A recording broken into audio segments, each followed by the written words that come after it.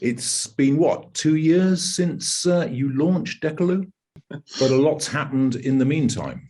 Obviously, COVID didn't help initially, but then since we've come back to the start of this year, the take up on the product has been phenomenal, and the acceptance of the technology into the marketplace has been phenomenal. I remember you were talking in the early days about how it's going to be much more efficient to be able to use the Decalu product, up to kind of 40% more efficient. Is that coming to fruition?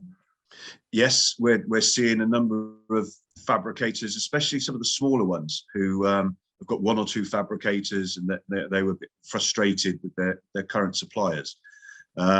They're actually being able to produce most probably 30 to 40% more door leaves if they're doing bifolds per day. And the real increase has obviously been on site as well, where the installers have really caught hold of the knock-in bead and taken full advantage of it. And there's been a number of case studies that have been done now in the market, and not by us, I may add, but actually by the installers themselves, shouting about how quickly they're installing our products. The efficiencies are in all elements of the business, which is pretty unique, really. You can get down as far as what, 0.6 or 0.68 as far as thermal efficiency goes? Yes, we've obviously got a range of products. So with the most popular, which is the bifold, you'll be at 0.68. With a standard window with a triple glazed unit in there, the center pane value of 0.6, you can be at 0.8. But with the scanned 101, which is a slightly deeper profile, it's a fully reversible window, we can get as low as 0.6 with the right glass unit. Yep. Anything planned for next year? Yes, we have a 50mm curtain wall system launching in January. So that'll be launched at the Polyclose exhibition event on the 19th, 20th, and 21st of January, and that will be showcasing quite uniquely the use of aluminium and PVC together. The fact that on a project you can utilize both materials for economic reasons and perhaps performance reasons, but also have exactly the same finish on both products. And are you going down the normal DECGNJAN route of offering colours of every different hue?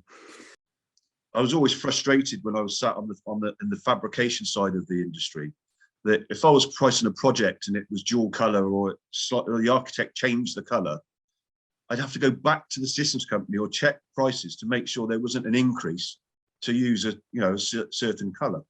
So what we've offered from start really is the same price for matte, structured, gloss paints, same price for dual colour. So your choice is endless. Your palette of colours is phenomenal.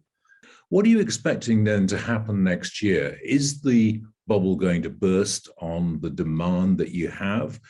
I think we're seeing demand come from a number of different areas now. So, yes, we've all enjoyed the garden rooms and extensions while people have been down, but the market has always had a sustainable level of business sat there, which I don't think will go away. We might drop down to sort of previous levels of business.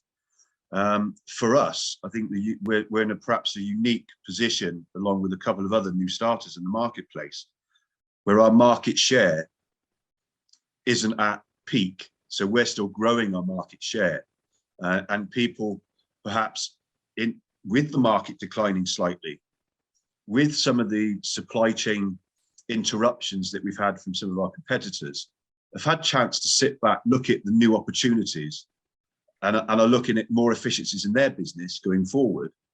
And we're getting the opportunity to start talking to those customers.